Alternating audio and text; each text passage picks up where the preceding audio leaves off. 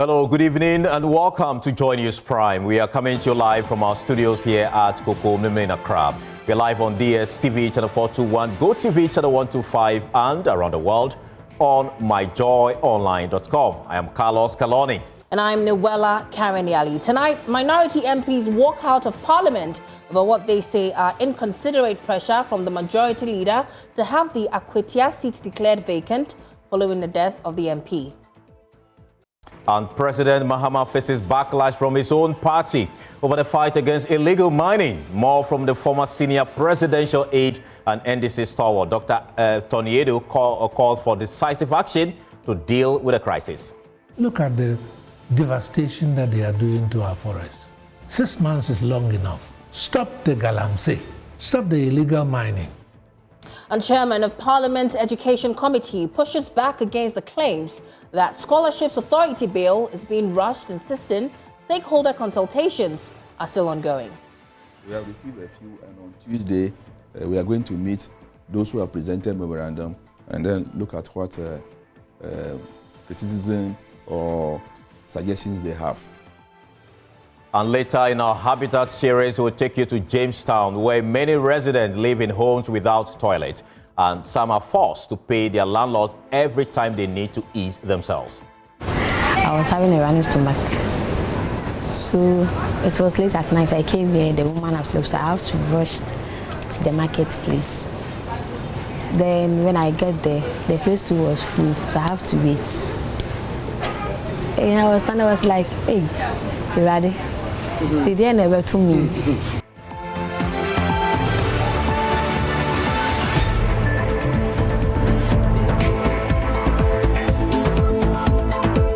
Now, tonight, drama in Parliament as a cordial day in the House degenerated after the majority leader made an urgent statement on the death of Akwatia MP Kenneth Ashik. Now, the majority leader, Mahama Ayariga, sought guidance from the Speaker on when the seat of the late MP will be declared vacant nearly 2 weeks after his passing. There's more on the following report.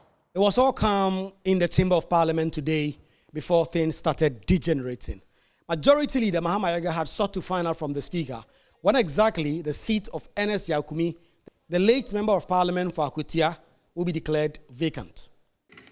Official communication that our colleague had passed.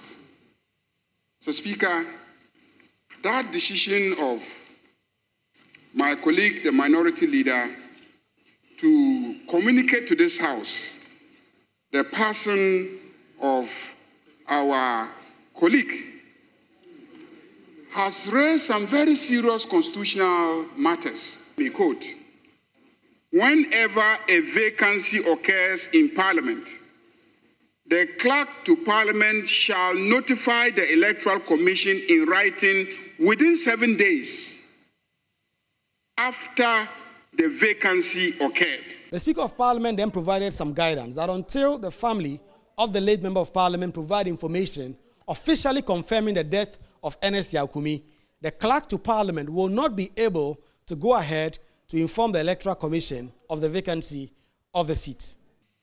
The clerk doesn't just get up, listen to news,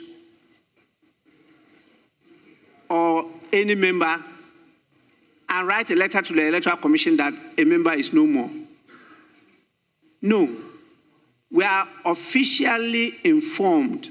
Mahama Ayariga did provide further clarification that in his reading of the Constitution, the clerk to Parliament have been made sufficiently aware of the death of the Member of Parliament. I'm still saying that if you look at the constitutional provision says whenever a vacancy occurs in Parliament, the clerk of Parliament shall notify the Electoral Commission in writing within 7 days after becoming aware. The clerk after becoming aware. Mr. Speaker, if Ghanaians ask the clerk, are you aware or not, can he say that he's not aware? The minority leader accused the majority leader of insensitivity in terms of the way he has been going about this matter on the floor. I would want to beg of the respected Leader of the House. If he says people are calling him, saying that, oh, what is he doing? He is a constitutionalist and all, I will plead with him. This is a very sad situation. We're all struck by this. It is somebody's life. We don't know tomorrow. Let us not create the impression that somebody is in a rush for the purpose of political convenience. And let us appreciate the sensitivity around this and not create the impression that, oh, you know, we are so insensitive. But the majority leader will not take that lying down. For the records, no one is being insensitive here. For the records, no one is in haste. Indeed, Mr. Speaker, I have seen posters put out by the NPP announcing the wife of the deceased as their parliamentary candidate in the by-election. Who is being insensitive here?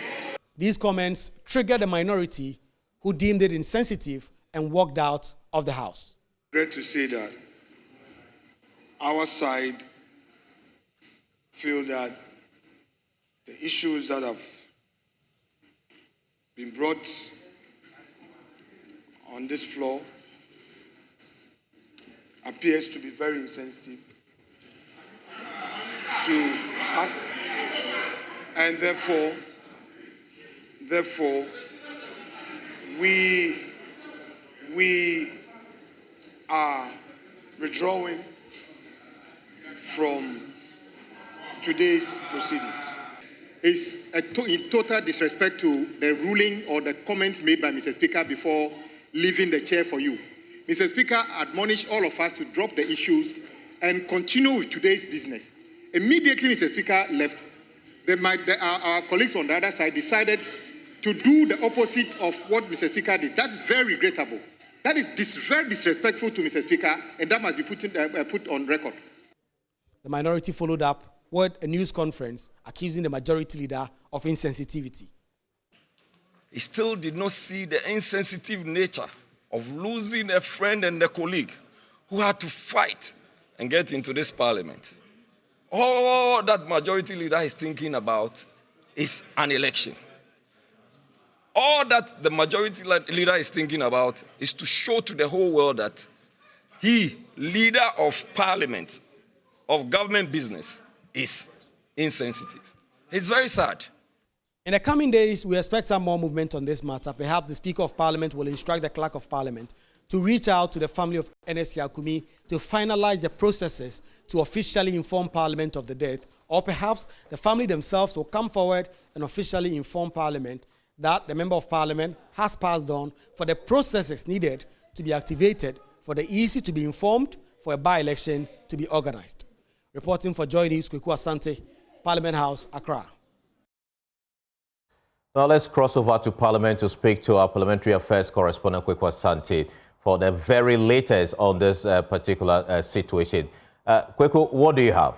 Well, this walkout by the minority did not affect business. In fact, they proceeded to do business. They did work on the very controversial scholarship bill that some CSOs have been demanding that it be put on hold. They did work on it, completed, they did go as far back as doing the consideration, almost ending it for the third reading to happen tomorrow. And then just moments ago, they did adjourn. But the Speaker of Parliament has now provided some guidance that until the family of Ernest Yakumi provides some information as to the official death of the Member of Parliament, Parliament will not be able to act on this for now. And so the minority is still very incensed and very angry about the comments that were made by the majority leadership, majority leader in particular, on this matter. Say they deem it insensitive, they're going to take it up. And for now, their first course of action is to walk out. They did walk out, but business proceeded as usual, Carlos. Right. Thank you so much. We'll keep our eyes still in Parliament. To some other story, a leading member of the governing NDC and former senior presidential aide, Dr. Kwabena Adu, has criticized the government over its handling of the Galamsey crisis. Dr. Adu expressed a disappointment at the government has not deployed the military to take decisive action against illegal mining operations, which have been causing significant environmental damage and posing health risks to communities. Now, speaking exclusively to Joy News, Dr. Adu called for tougher measures to combat the galamsey menace. He argued that the government approach to tackling the issue has been inadequate and called for more robust action to protect the country's natural resources and the livelihoods of affected communities. The government over the last 6 months has rolled out several interventions to crack down on galamsey, with its latest move being an attempt to track all excavators and earth-moving equipment on mining sites. Listen to Land Minister Emmanuel Amakufibwa. The Ghana Revenue Authority plays a pivotal role in this process.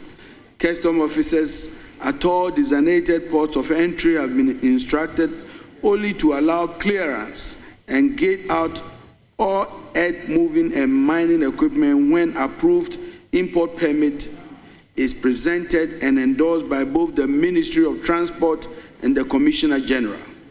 Furthermore, a special clearance code is being developed within the Integrated Customs Management System, ICOMS, to track these permits and ensure accountability at every stage. Madam Speaker, once clearance is granted by the above institutions and the equipment is gated out from the port, the Driver and Vehicle Licensing Authority assigns a special identification number plate, distinguishable from the conventional number plates. Normally it's in a green color. The inscription on the number plate is green printed on a white background. Speaker, to ensure that we have eyes on the movement of each earth-moving and mining equipment, tracking as required under LI 2404, each registered equipment is fitted with a tamper-proof GPS tracker. This tamper-proof will make sure that anytime you tamper with it, it will go along in the operations room. Managed by a centralized equipment monitoring and control room, currently set up and operated by personnel of the Minerals Commission. Since this system was put in place, 150 of these excavators have gone through the tracking system at the Minerals Commission. But the former senior presidential aide says President Mahama should consider using military force to flush out illegal miners who are devastating the environment. The goodwill that the people of Ghana gave the NDC is going to be dissipated. It will have to be the inaction on galamsey issues and corruption issues. And I don't trust the special prosecutor. He talks big, he talks small. He doesn't know what he's doing. It's a shame. Is he protecting them? Look at the mess he made of the Sierra case. Deploy 2 battalions, 1,000 men of infantry, and flush them out of the place. If this government is not able to do it, will you be disappointed? Yes, I would be. Because it was an electoral promise. And you can't take Ghanaians for a ride. Akwatia Adu didn't care. So you don't say that Ghanaians don't care about your administration, whether you fight galamsey or not. If it doesn't solve the galamsey problem, 208, the Ghanaian people will vote NDC out. These people are killing us slowly. Right now, if you're drinking water, you are scared. The food that you eat, you are scared. Whether it's not contaminated by metals. This is an assault on our territorial integrity, and that's a job for the army. 1,000 men, 2 battalions, flush them out. If necessary, shoot to kill. Because they are killing us. That will be against the human rights. What human rights? Are they observing the human rights of 32 million Ghanaians? These people, are they observing it? Do they care? Look at the devastation that they are doing to our forests. 6 months is long enough. Stop the galamsey. Stop the illegal mining.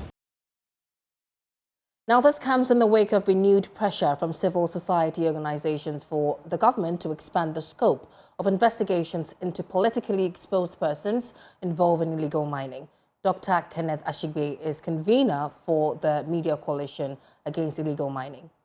The Ghana Coalition Against Galamsey, we had written to His Excellency the President wanting to meet him. And then he had asked that we meet the Minister for Lands and Natural Resources first. So that meeting was had. And in that meeting, one of the major causes of Galamsey that we wanted the government to deal with was the issue of politically exposed persons who are involved in Galamsey.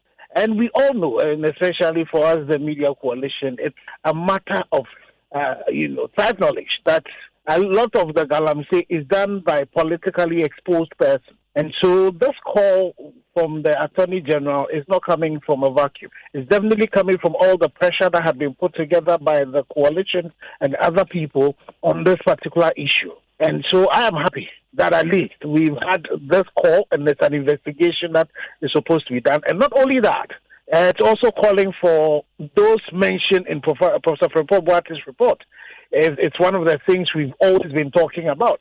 Then also, we would want to remind the Attorney General and then also the state apparatus that we have a petition against the NDC MP for our win.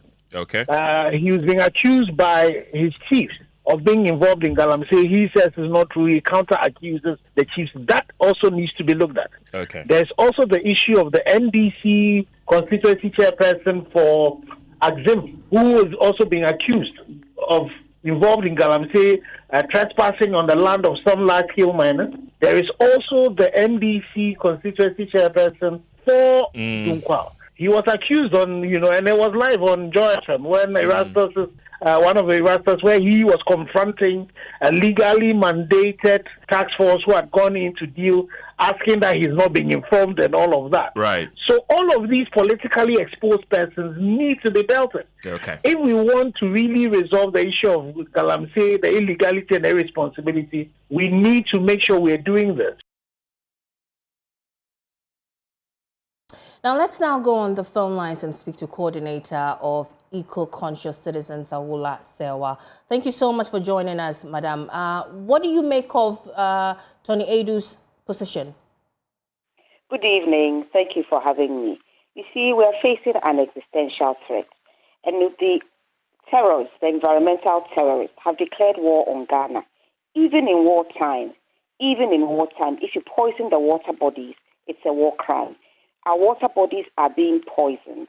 Our forest reserves decimated. Our landscape is being poisoned. The water we are drinking, as he rightly said, even if it's clear, arsenic, mercury, they don't have a color. Therefore, we declared war on us, and I think it's only right that at this point, we've exhausted all other means. We declare a state of emergency, and that's a targeted state of emergency. No political interference, just clear terms of reference to the armed forces. But I would not go with necessarily shoot to kill. No. The primary objective is to remove the environmental terrorists and their equipment from our forest reserves, landscape, and water bodies. So we don't go with the aim of shooting to kill. But of course, if they open fire or if one has to kill to protect oneself, that's an entirely different matter. So I would endorse, and we have been asking for a targeted state of emergency. Now that it has dawned on the president, he said it that we face a national emergency. I believe that it will not be too long before a targeted state of emergency is declared. Not necessarily shoot to kill, because your aim is not to go around killing people. Your aim is to remove the environmental terrorists who have declared war on Ghanaians from our water bodies and our forests and landscape. But is, deploying the military a good tactic to tackle this illegal mining menace? Because just this week we've seen government, investigate one of their own involved in illegal mining. Isn't that a good sign? Well, they're investigating one of their own engaged ostensibly. They are investigating. We are asking for a targeted state of emergency. Some shock and awe. Go into different places simultaneously. First of all, you give everyone a deadline to leave our forest reserves and water bodies. They choose not to heed to the demand. Then you go there to remove them. You see, the window of opportunity is fast closing. We know of some Latin American countries where the army cannot go to some areas because the drug cartels are so powerful, so well armed that they control those areas. Every day that we waste, the environmental terrorists are getting stronger and stronger. The environmental terrorists are getting stronger and stronger. I don't know if you want to wait till every Ghanaian is dropping dead. We've been told that there's an increase in kidney disease. I think just 2 days ago, there was a report from CAS, Confanoche Teaching Hospital. They have said that the number of kidney disease cases have quadrupled. We know what is happening even without all the data. So I don't know what we are waiting for. If we are waiting for every Ghanaian to be dropping dead before we choose to act. Saul Sewa, thank you so much for speaking to us. Saul Sewa is the coordinator for eco-conscious citizens. Well, joining us also on the line is Vice Chairperson on the Defense and Interior Committee, Peter Tobo. Grateful for your time. Now, the call for shoot and kill appears to be increasing, this time from your own party. Would the government consider this? Thank you very much. Let me take this opportunity to say good evening to your cherished viewers and listeners. Galamsey, we say, is an existential threat, and so it is. And if it threatens the very existence of our nation, it is a serious national security matter. And you see, the provision found in Article 83 of the 1992 Constitution is so clear. The national security is chaired by His Excellency the President, with the Vice President, the Minister for Interior, Minister of Finance, Minister of Defense, and other ministers as may be required, Minister of Communication. They are all members of the national security. So when we reduce the fight against Galamsey to a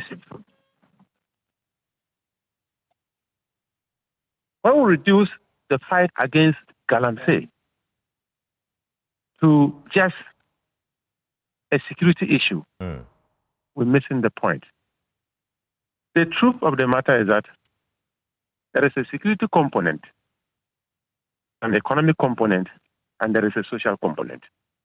If we allow the security people to take charge of the ground, then behind the scene, a lot must be done to take away the illegality. Mining is not a bad thing. Illegal mining is what we are fighting. How do we take away the IL from the illegality and make it legal?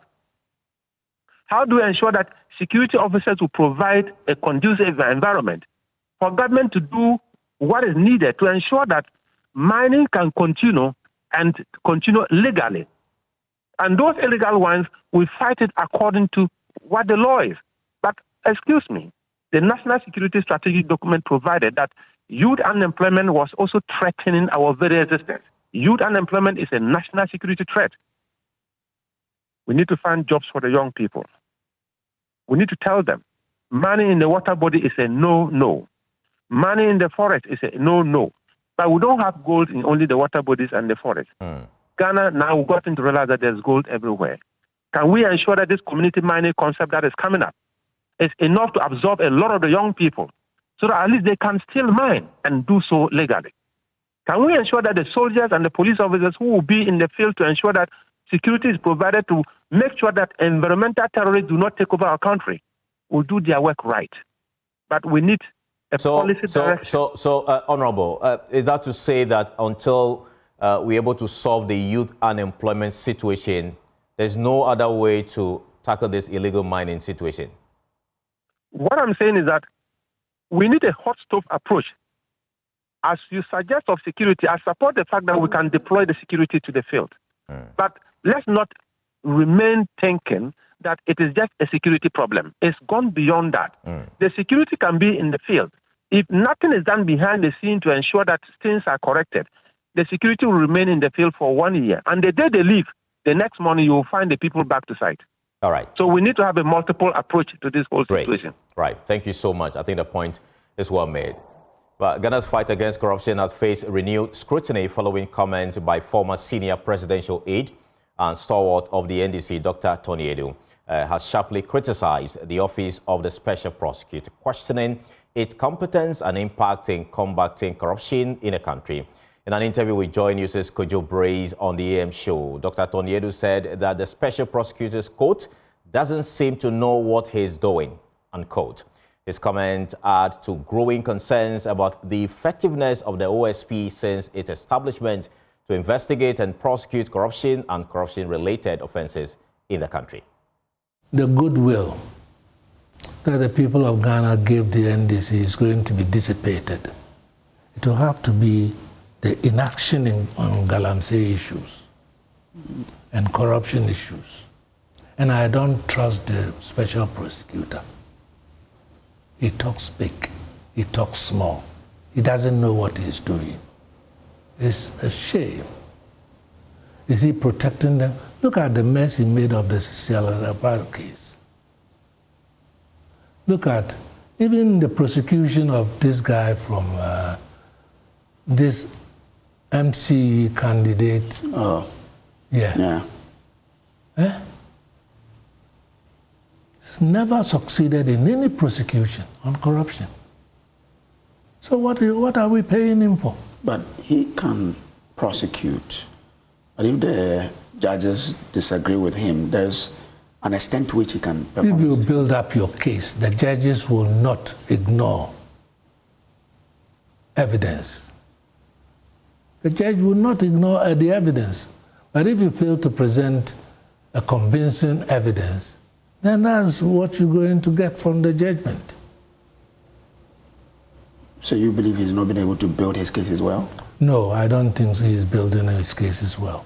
He talks too much. What would be your advice then? That's my advice. Talk less, do more. Now, the criticism comes amid ongoing efforts by the OSP to investigate and prosecute cases of alleged corruption involving public officials and institutions.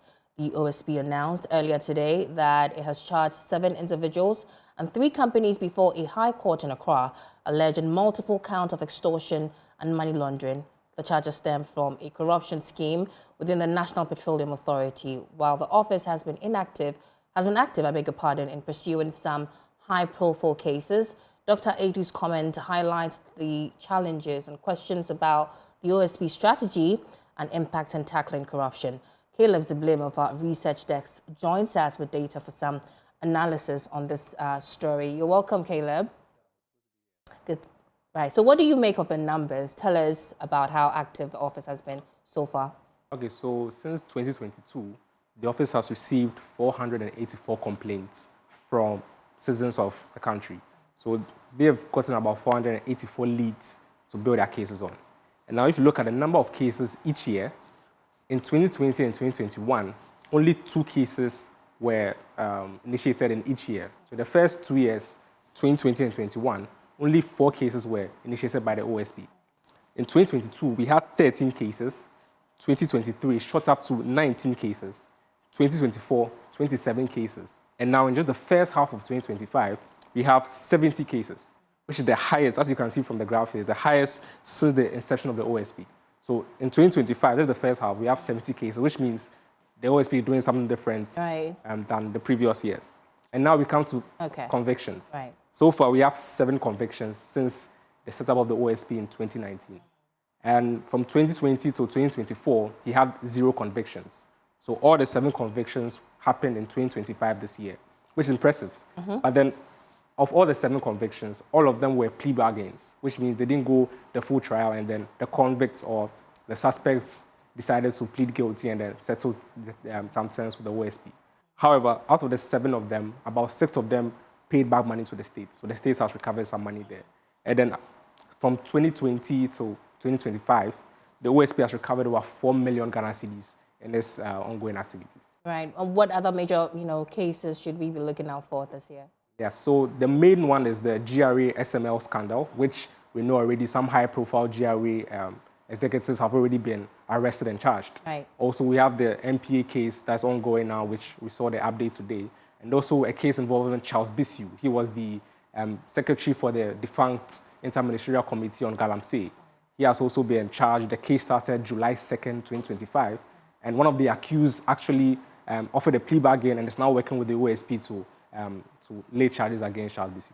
Thank you so much, Caleb. Caleb Ziblim is a member of our research desk here at Joy News. You're still watching Joy News Prime. We're taking a quick breather. When we come back, we've got more for you.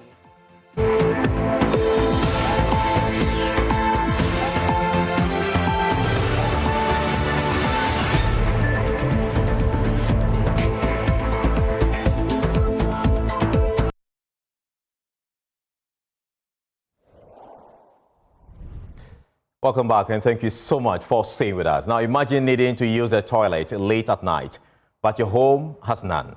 In Jamestown, that's the daily reality for many, including 23-year-old Evelyn, who walks alone a long distance and pays each time nature calls. Some residents are even charged by their landlord per visit.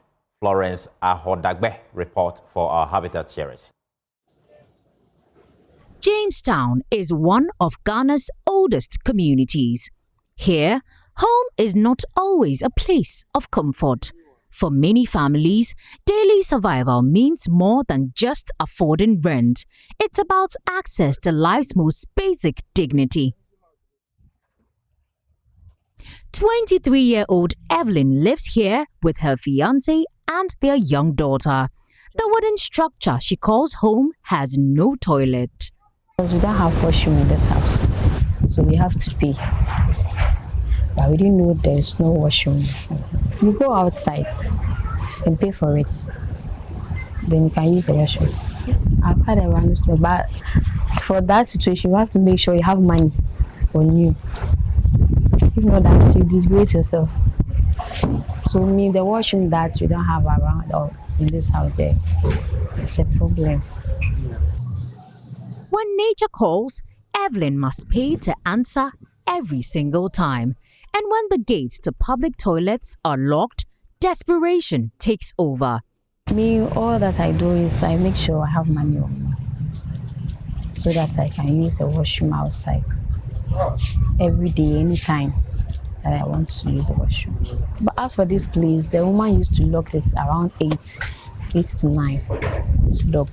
So if you go there in the slope, you have to move for it, go to the marketplace to go and use that place. She pays 150 cedis monthly for rent, cheaper than her former place at Timber Market. But the savings come with steep trade-offs. I've rented for 3 times in the market, the Timber Market. Then I was there. There we pay rent, we pay for the bath. Even you go to the washroom, so you pay for it. But for this place, we don't pay for the bath. You just have your water, then you go and bath. Evelyn has come far. From sleeping on pavement outside a company building at Arena to this room she now calls home. Sleeping outside. That was when I met my husband. Yeah. We were sleeping at Sujamai, that company at Arena. Evelyn's struggle is not hers alone. It reflects a deeper failure in housing standards. It's time the state holds landlords accountable to provide the basic amenities like toilets in every rental home. Florence Ahodagbe, Joy News, Jamestown, Palladium. Now, a 7-year-old boy was left humiliated after he soiled himself, all because a public toilet attendant rejected his 520 peso coins, making 1 cedi. Now, it's part of a growing trend in a cross market where traders and service providers increasingly reject the country's smallest legal tender, forcing prices to be rounded up. But lawyers warn it's illegal and offenders risk up to 3 years in jail. Jemima Ando explores the fading value of Ghana's coins. This feature, Vanishing Pesos.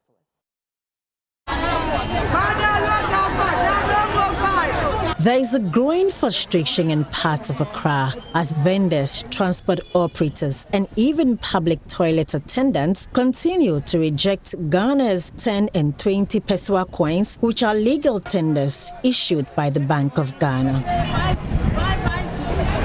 Fawzia Ibrahim sells spoons at the Kingsway Market, but recently, her concerns have stretched far beyond the goods she sells. A few weeks ago, she handed her 7-year-old son 3 20-peswa coins to use the public toilet near their home at Abusokai Zongo. What followed left her in shock.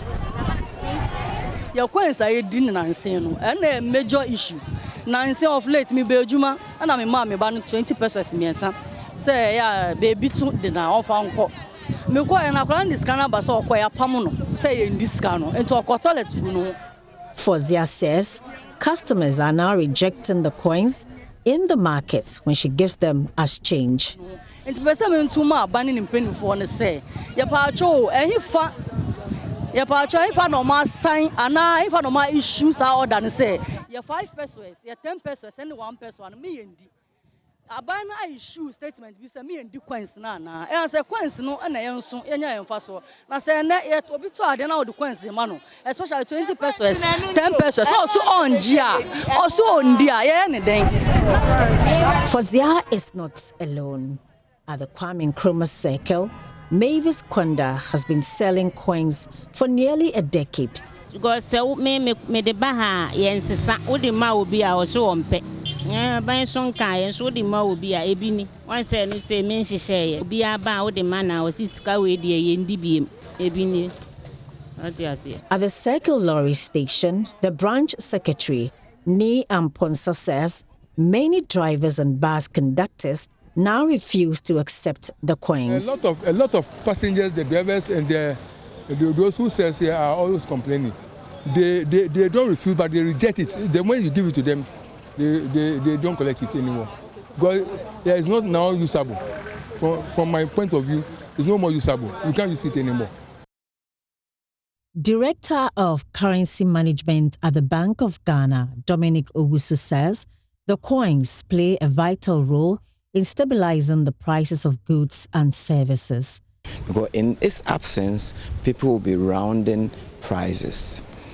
And one interesting thing is that the coins stay in circulation longer. Private legal practitioner Samson Ladi Ayenini reveals individuals who reject them risk a jail term of up to 3 years. You could face 3 years in jail. Yes. As many as 3 years in jail, or in addition to the jail term, you could face 700 penalty units.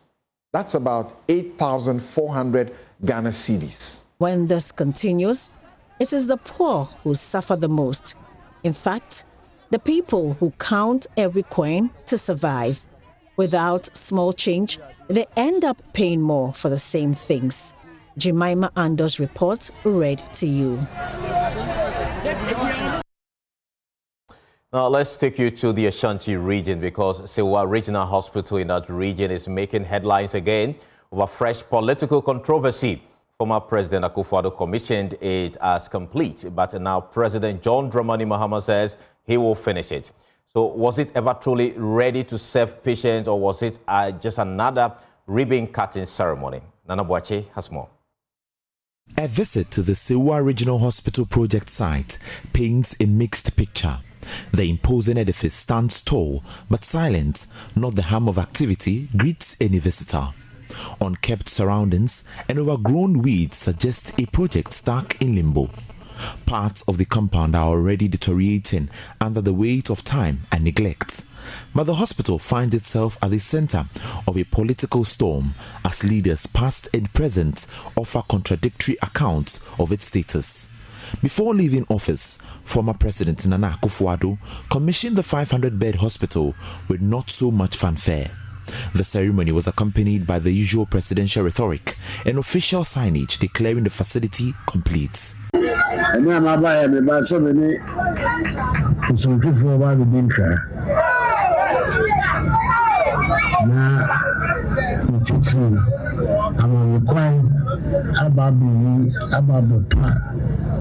Ashanti Regional Hospital, I was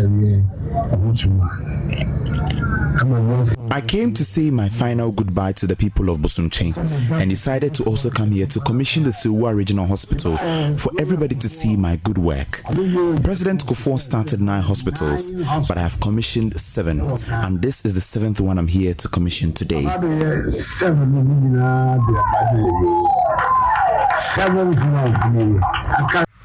That moment was widely circulated as a symbol of government's achievements in the healthcare sector. However, months down the line, the story appears far from over. During his recent tour to the Ashanti region, President John Mahama promised to complete and operationalize the same hospital. We will complete the Afari Military Hospital and the Sewa Regional Hospital. This is raising eyebrows and prompting many to ask, if it was already completed, what exactly is left to be done?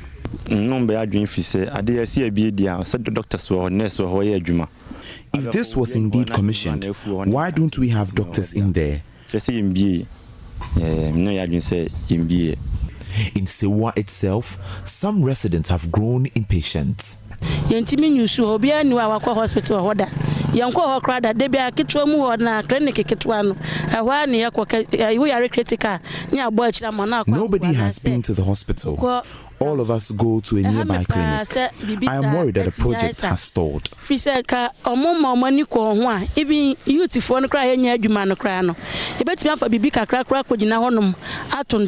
As it stands, the people of the Ashanti region are still waiting, not for the next promise, but for the hospital to open its wards and truly begin to serve their health needs. For several years, the Sewa Government Hospital project has become a victim of political start-stops. On January 4th, 2025, President Akwatia Adu commissioned this hospital project to say complete and ready to begin its operation. But per observation, nothing has been going on here few months down the line. But is there hope rekindled or deja vu, as President John Dramani Mahama has promised to also complete this project? But is this not the same project that was commissioned on January 4th, 2025? The question is, completed or coming soon? Residents are asking. For Joy News, my name is Dana Boachi Dankwa. Well, showbiz time means it's Becky time, and Becky is in studio. Hello to you, Carlos. How you doing? I'm okay. I'm fantastic. You're looking good well. in your red. Thank you. Thank you. Wow. I'm matching your energy. Look at me. Yeah, I can see that. Yeah. So let's talk about, well, I thought you were going to ask me what's in showbiz, obviously. You did it. No problem. Stonebwoy, paid a visit to the multimedia group yesterday. He was on Asempa, he was on Hits FM, he was on Adom FM, then came down to Joy Prime. He spoke a lot about a lot of things. One thing that stood out, Carlos, is the fact that he spoke about pushing the Ghanaian music to the next level. And he says the only way out is to be intentional about pushing ourselves, which is our Ghanaian musicians and everybody else in the creative arts industry. He spoke on Asempa with Obi. Okay, those okay, fine. Like I saying, if that's the case, why don't we use the 360 options? The 360 options comes with, you see, they have to check the capacity of what they are signing. Okay. What I say, the capacity of what they're signing and the investment that they are willing to push in there. Yes. But guess what? There's Live Nation as well. Okay. That does a lot of events that people don't know about. So you can see Osha flying on Live Nation. Live Nation, you can check, they do a lot of big shows. Big shows. So they book, they hire. Okay. And many of these stadium shows are Live Nation hires the venue or owns the venue. Oh. It's a nuanced idea, very, very big. It won't take time and study. It's really huge. It's simple. So I don't know for him to me go and say, but idea about what me say Juma for sure, and they say, let us rally behind our artists. Yeah, so Carlos, there you go. We have to make it a point to rally behind our artists. Definitely. That's the only way out to get ourselves represented in the world of music. This evening is Thursday. We have something special for Throwback Thursday. This evening, Carlos, you'll be helping me. And if you're a viewer out there, you're watching the show, you can call in. I'm sure the numbers will be placed on your screen so that you can call in. If Carlos gets it wrong, you can correct him. I know that he's getting everything wrong. This is in plan. So this Throwback Thursday segment is called Who the Artist Is. Who is the artist? So I am going to give you the song. I'll ask Derek to play the song. There are pictures. You just point out who the artist is.